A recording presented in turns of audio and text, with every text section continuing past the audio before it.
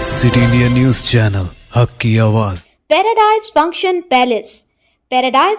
Palace महबूब पंडुगा सायन्ना की आज 51वीं यौम वर्सी के मौके पर महबूब नगर मुस्तकर के पद्मावती कॉलोनी में वाक़ पंडुगा सायन्ना के मुजस्समे पर सदर नशीन बल्दिया महबूब नगर आनंद गौड़ ने फूलमाला चढ़ाकर खिराज अक़ीदत पेश किया। बाद अज़ान उन्होंने अपने खिताब में कहा कि पंडुगा सायन्ना गरीब आवाम के लिए एक आइडियल थे। पंडुगा सायन्ना की ज़िंदगी के पहलुओं को देही इलाकों में कहानियों के तौर पर सुनाई जाती हैं। सदर नशीन बल्दिया ने कहा कि गैर कानूनी तौर पर गरीबों से ली गई ज़मीनें सायन्ना वापस दिलाया करते थे, जिससे वह गरीबों के देवता माने जाते थे। इस मौके पर market committee chairman Bekkari Anitha Madhusudan Reddy, NP Venkatesh, market committee vice chairman Pedda Vijay, councillors Vithal Reddy, Prashant, Amjad Pasha, Tirumala Venkatesh, हनुमंतों के अलावा NSUI रमेश और मुदिराज बिरादरी मौजूद थी।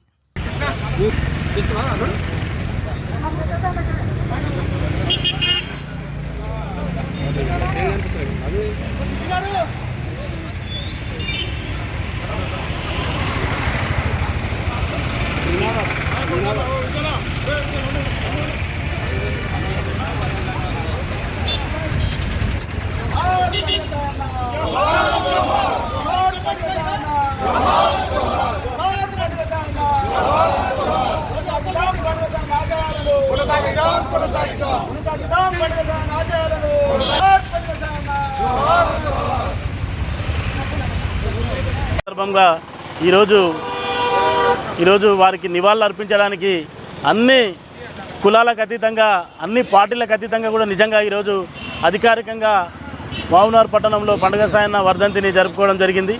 ముఖ్యంగా పీడిత పేదల పెన్నిది ఆ రోజు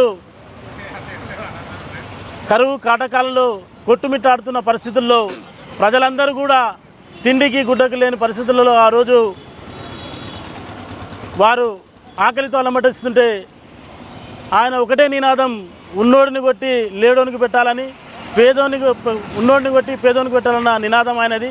అలాంటి వ్యక్తి ఆయన పండుగ సాయన్న పేరు రావడానికి కారణం, ఆయన ఊర్లోకి వచ్చిందంటే పండగ పేదోని పండగ, ఆ రోజు ఉన్నోని కొట్టి పేదోనికి తీసుకొచ్చి పెట్టేవాడు కాబట్టి ఆయన పండగ సాయన్న అని పేరు వచ్చింది ఆయన। అలాంటి వ్యక్తి ముదిరాజు నాయకుడు, బహుజన నాయకుడు, ఆయన ముదిరాజుకే కాకుండా బహుజన నాయకుడు। అలాంటి పండగ సాయన్న విగ్రహాన్ని ఈరోజు మహబూబ్నగర్ మన్నెంకొండ ప్రసిద్ధిగాంచిన మన్నెంకొండలో ఆయన విగ్రహాన్ని మరియు అలాగే పెద్ద లాన్ ఏర్పాటు చేసి దాదాపుగా మ్యూజియాన్ని ఏర్పాటు చేయాలనే ఉద్దేశంతో మన గౌరవ ఎమ్మెల్యే గారు కూడా ఒక ప్రతిపాదన కలెక్టర్ గారికి అలాగే పైన ఉన్న అందరూ కూడా అధిష్టానాన్ని కూడా తెలపడం జరిగింది। దానికి సంబంధించి నెక్స్ట్ వచ్చే ఖచ్చితంగా 1 year కానీ 6 monthsలో డెఫినెట్గా ఆయన అంతా చేయడానికి కూడా ఎమ్మెల్యే గారు ప్లాన్ చేస్తూ ఉన్నారు।